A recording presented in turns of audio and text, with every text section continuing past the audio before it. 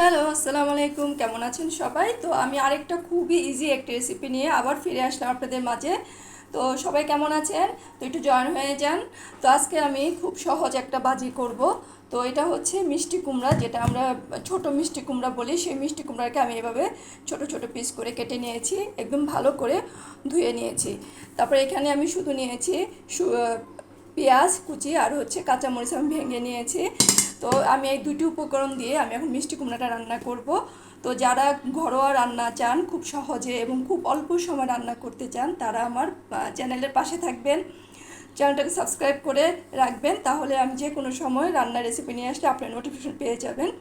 তো আমি চলেন রান্নাটা শুরু করি। তো ভাজির জন্য আমি বরাবরের মতন একটি ফ্রাই প্যান বসিয়ে দিয়েছি। তো এখানে আমি 1 টেবিল চামচের মতো তেল দিয়ে দিব। এখানে মিষ্টি কুমড়ার ভাজিটা করতে তেল বেশি লাগে না, অল্প তেলে খুব স্বাস্থ্যসম্মতভাবে ভাজিটা করা যায়। যারা স্বাস্থ্য সচেতন তারা এভাবে ভাজিটা করে নিতে পারেন, কোনো মশলা ছাড়া। যারা মশলা খেতে পারেন না, যাদের পছন্দ না, অল্প মশলা দিয়ে রান্না করতে পছন্দ করেন, তারা এই ভাজিটা ট্রাই করবেন। তো আমি এখানে 1 টেবিল চামচ তেল দিয়ে আমি এখানে পেঁয়াজ কুচি দিয়ে দিলাম, কাঁচামরিচ ভাঙ্গা ছিল এটা আমি ভেঙে দিয়ে দিলাম। তো যারা বেশি জাল খান তারা বেশি দিবেন, আর যারা ঝাল কম খান তারা কম দিবেন। তো জালটা হচ্ছে যার যার পছন্দ অনুযায়ী। তো আমি এখানে পেঁয়াজ আর কাঁচামরিচগুলো আমি একটু হালকা ভেজে নেব।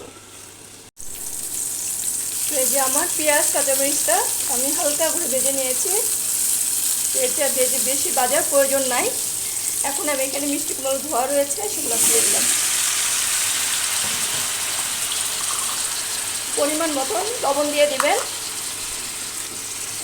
তো আমি এইখানে আর কোনো মশলা ইউজ করব না, কোনো মশলা না, হলুদ না, মরিচ না, কিচ্ছু আমি ইউজ করব না। দেখেন কত ইজিভাবে সুস্বাদু একটা ভাজি করা যায় মশলা ছাড়া। তো এখানে শুধু আমি পেঁয়াজ আর কাঁচামরিচ ইউজ করেছি আর লবণ দিয়েছি। তো এখানে আমি আর কোনো মশলা ইউজ করব না। তো এই যে আমি ভালো করে পেঁয়াজ কাঁচামরিচের সাথে মিষ্টি কুমড়াটা ভালো করে মিশিয়ে নিব। তো চুলার আঁচটা মিডিয়াম থাকবে। এখন আমি এটা 5 মিনিটের জন্য আমি ঢেকে দিব, বেশি ঢেকে দিব না, এটা 5 মিনিট ঢেকে দিলেই হবে। তো 5 মিনিট পরে ফিরে আসছি। 5 মিনিট পরে ফিরে আসলাম। তো এই তো আমার ভাজির এই অবস্থা। এখন আমি এখানে একটা মেন ইনগ্রিডিয়েন্টস দিব, যেটা না দিলে মিষ্টি কুমড়াটা মানে মানে টেস্টই বোঝা যাবে না। তো আমি এখানে 1 চা চামচের মতন চিনি দিয়ে দিব। এখন এটাই হচ্ছে মেন ইনগ্রিডিয়েন্টস, কারণ আপনারা ভাববেন যে ভাজিতে চিনি দেয় সেটা কেমন লাগবে। তো এটার জন্য রিকোয়েস্ট থাকলো আপনারা অবশ্যই এই ভাজিটা বাড়িতে করবেন এবং খেয়ে বলবেন যে কেমন হলো। তো এই ভাজির মধ্যে অবশ্যই একটু চিনি দিতে হবে। আমি মিষ্টি কুমড়ার ভাজিতে অবশ্যই চিনি দিই, চিনি ছাড়া মিষ্টি কুমড়া ভাজি খাই না। তখন এখন মানে চিনি দেওয়ার পরে খেয়ে দেখবেন কী অবস্থা এবং আমাকে কমেন্টসে জানাবেন কেমন হলো।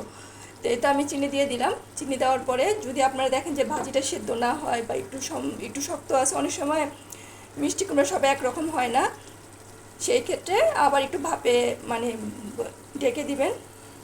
তো আমার এটা হয়ে যাবে, আমি আর ঢাকবো না।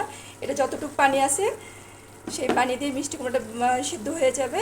তো আমি নেড়ে চেড়ে এটা আমি রান্না করে নেব। যে আমার মিষ্টি কুমড়া ভাজিটা হয়ে গেল। চিনি দেওয়া মিষ্টি কুমড়া ভাজি, খুবই সুস্বাদু একটা ভাজি। দেখেন কত সুন্দর কালার আসছে।